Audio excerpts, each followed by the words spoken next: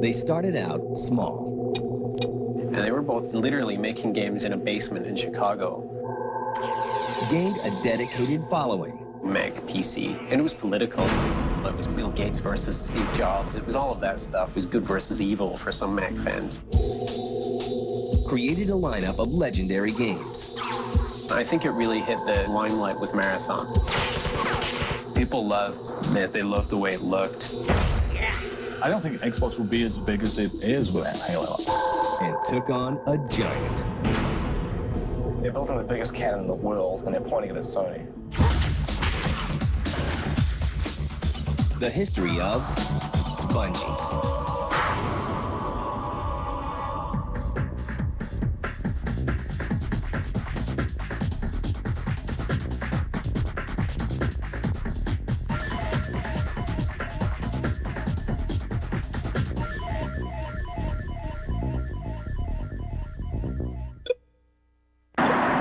In 1972, Pong brings gaming to the masses. 20 years later, the classic game is revitalized by a college student, Alex Seropian.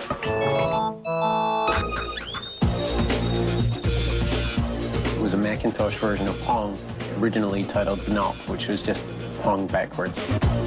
It was those kind of sophisticated days of software development.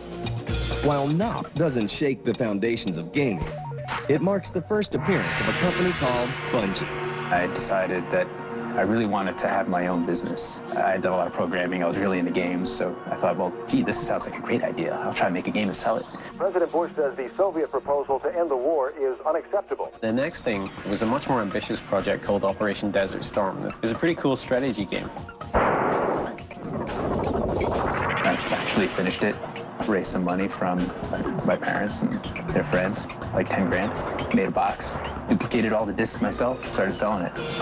Operation Desert Storm sells only about 2,500 copies. But Alex soon meets a classmate named Jason Jones, who shares his passion for gaming. After I had done Desert Storm, we were in an AI class together. Jason and Alex were both working on separate projects.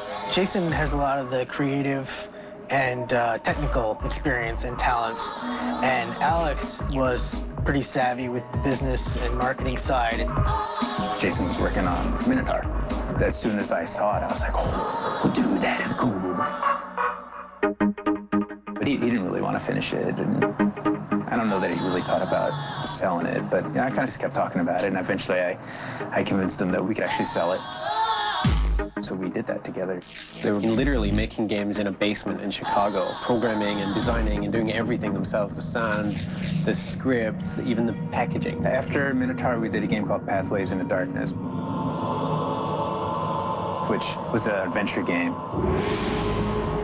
It was a single-player game. It was the first 3D texture map game on Mac. And that was the first project that sort of met with commercial success. I was in my basement apartment. I was riding my exercise bike, sweating up a storm, stressed out, of course, and the fax machine rings. And I look over and I see this fax coming. It's like a $40,000 order.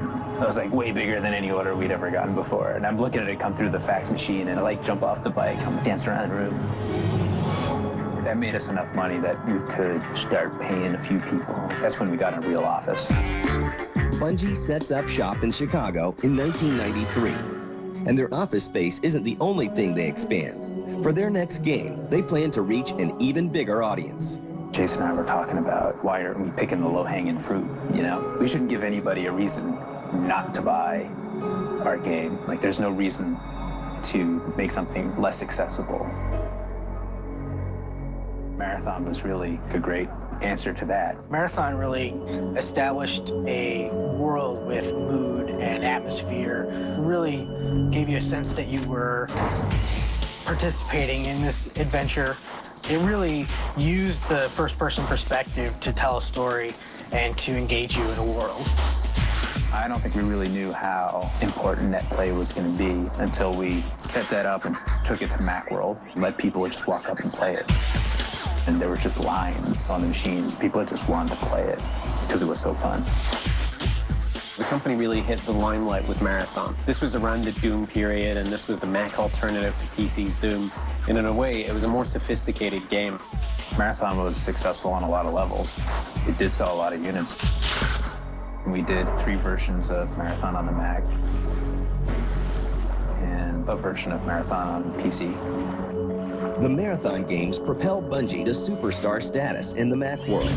Now, the Chicago-based company will set their sights on a new market. But this change in direction will also lead to division among their most dedicated fans.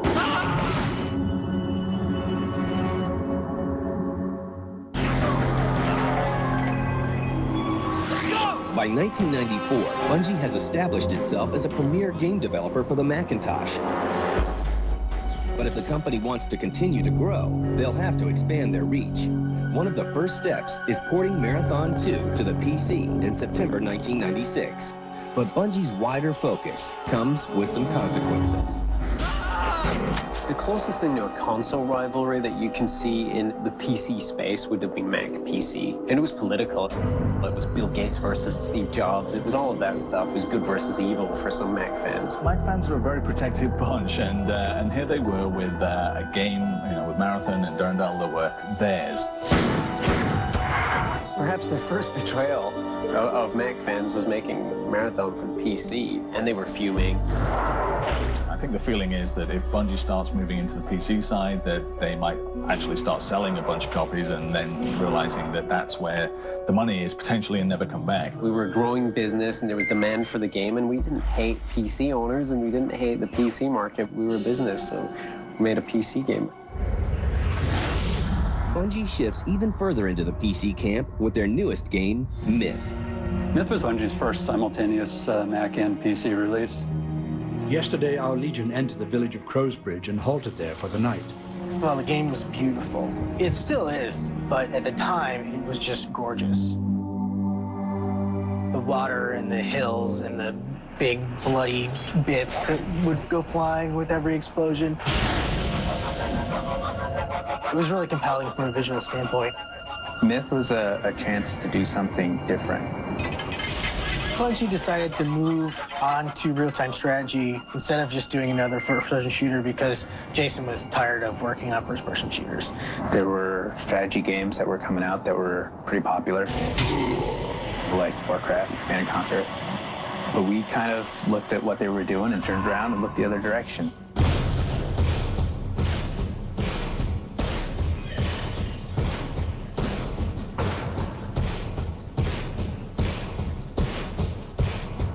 There was a lot that we did with Myth that made it different, made it 3D. It almost had a sense of humor to it. Bridge is being attacked. Let's get out of here. Yay! Myth did great on the PC, and I think it stopped us being this Mac developer. Myth just kind of swept away the divisions between the systems and people's minds. The success of Myth gives Bungie the chance to expand once again. They change offices in Chicago and open a new branch in San Jose to work on other projects. This facility is involved in the manufacture of illegal technology. Then the Chicago office faces one of Bungie's first great challenges. Bungie has certainly had its share of trials and tribulations. Welcome to Myth 2, Soul Blighter. Do what you're told, and you might live to tell about it. Working on Myth 2 was one of the big trials. Click on the target dummies to blow them up. We ended up having to recall Myth 2 because of a bug. No. Blow up the target dummies. Essentially, when you would uninstall the game, it would wipe the directory that you had installed it to. If you installed the game to the root level of your hard drive and then uninstalled it, it would proceed to actually wipe your entire hard drive. Casualty. It was a bad bug. Fortunately, we caught it just days before the game was supposed to be on store shelves. Please don't harm the peasants. Just that one action of not wanting our customers to have their hard drive erased cost Bungie about $1 million. Boom! That'll teach them. And being a small independent publisher, that was a lot of money. We ended up selling a small stake in the company to Take-Two, actually, just in order to get development capital. And from that point on, there was always sort of this knowledge that we weren't invincible, that, we could make mistakes. The near disaster teaches Bungie a valuable lesson, which will affect a key decision in their future.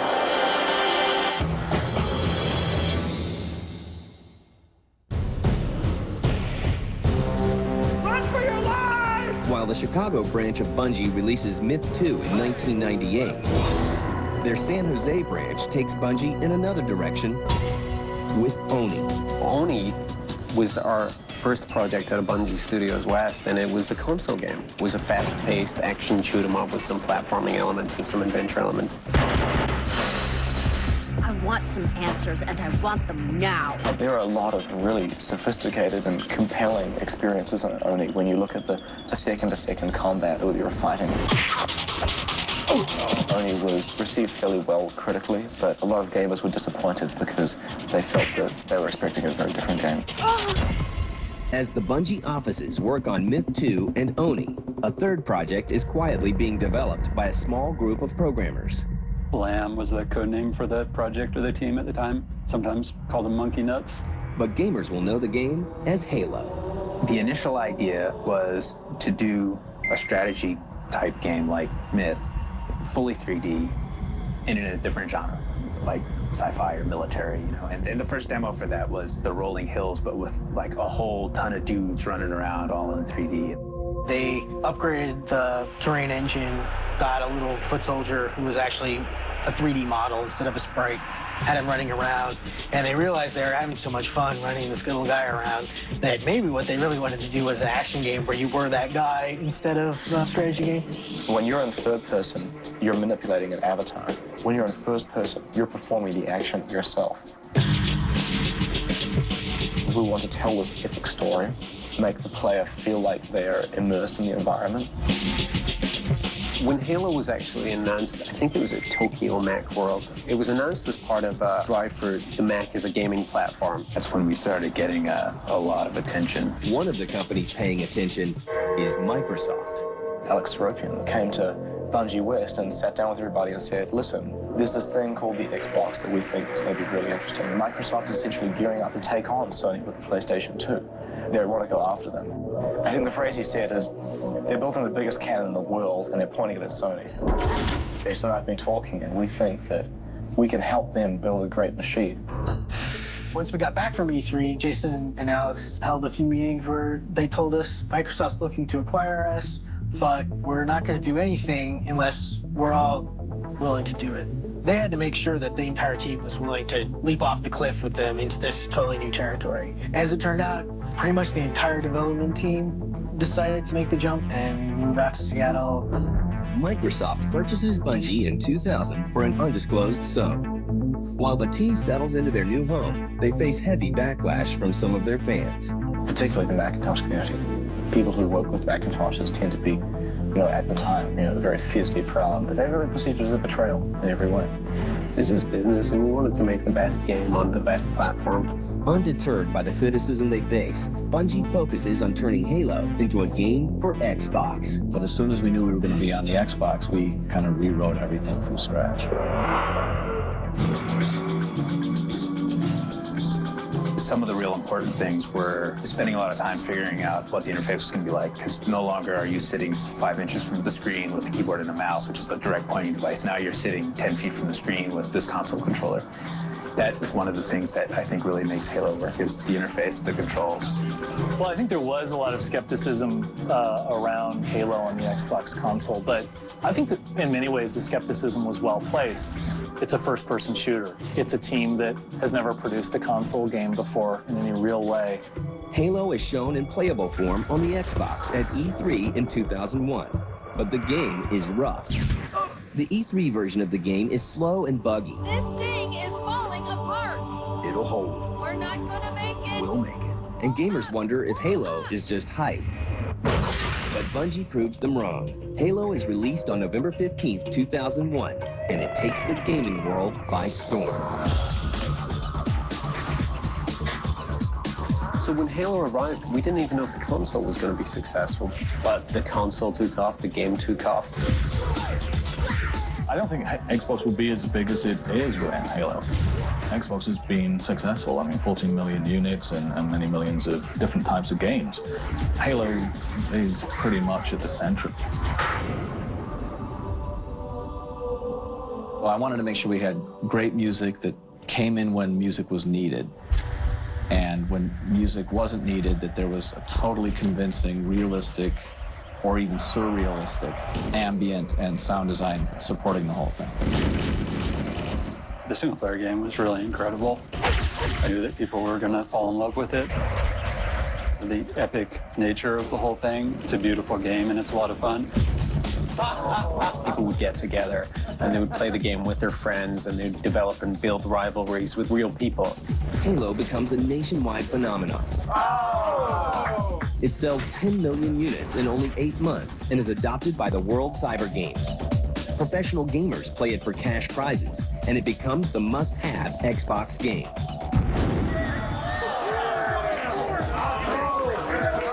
But just as Bungie is riding high on their success, they go through yet another big change.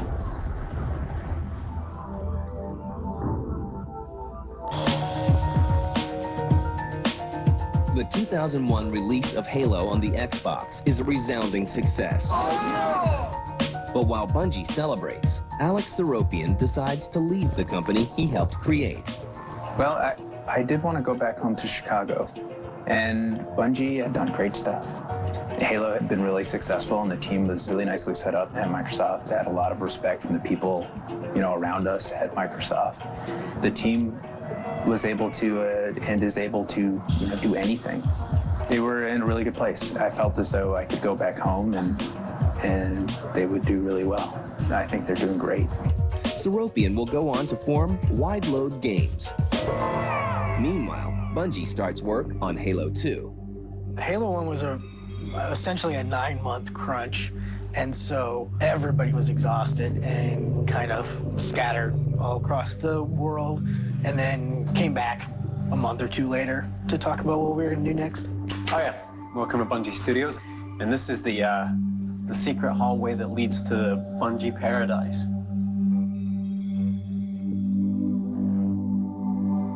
When you've got a game that's so big as Halo, the sequel is going to be, so hotly anticipated. The core value in Halo 2, when comparing it to Halo, is that you should pick it up and you should know what to do, and it should feel like Halo. Every time you added something, we have to play around with it until that feels like a natural part of Halo, until jumping on a ghost and knocking the pilot out feels like Halo, and it feels logical and natural, and we hope we've done that. A lot of what we tried to make different about Halo 2, a lot of it, the focus really was not on making the gameplay different. The gameplay in Halo 1 was a lot of fun. We wanted to expand on that gameplay. Halo 2's appearance at E3 2003 is the exact opposite of the first game's unpolished debut. The public is awed by the sequel. Well, I just saw the preview for Halo 2, which is awesome. Incredible. I can't wait to try it out at my home, get my friends over. I've got a bounty on his head. Take you down, Perkins! And it becomes one of the most anticipated games of all time. In 2004, Microsoft reveals the release date for Halo 2. I got your release date right here, November the 9th. And promises that the sequel will support Xbox Live. I know that's going to be keeping us awake nights till November 9th. The coming release of Halo 2 is teased with a very unique marketing ploy. I Love Bees started as a website with a corrupt front page, and it just went in through the ilovebees.com homepage and nested there. We did it, obviously, as a marketing tool. It created a stir and people got interested. Halo 2, November 9th, baby. You remember the day? It's going to be a national holiday.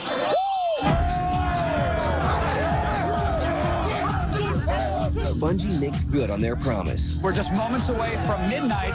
The game is released on November 9th, 2004. It's a nationwide event. What on earth are you doing here? I want to play it at midnight tonight. Because Halo 2 is the best. Halo 2 is everything. I've been waiting for this game for 3 years. Oh, we don't know. I'm like so pumped. Yo, we got nothing else better to do. And I'm done with school. I have no life. It's all about Halo. 2.4 million copies are sold in its first day, bringing in $125 million. No other game does this. Halo 2 grosses more than Hollywood's biggest movies. No doubt about it.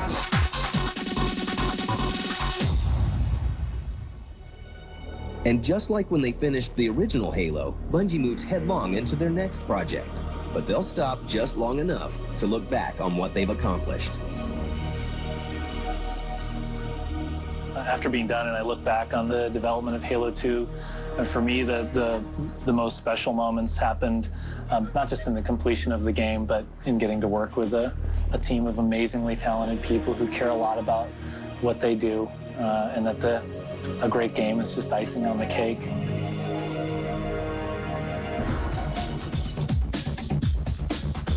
It's really crazy, actually, working here at Bungie and being part of Halo. I still, every once in a while, will be standing on a street corner in Seattle, and I'll sit there and think to myself, you know, if I look out here, I could probably see from here 50 or 100 people who have played the video game that I made. That's crazy.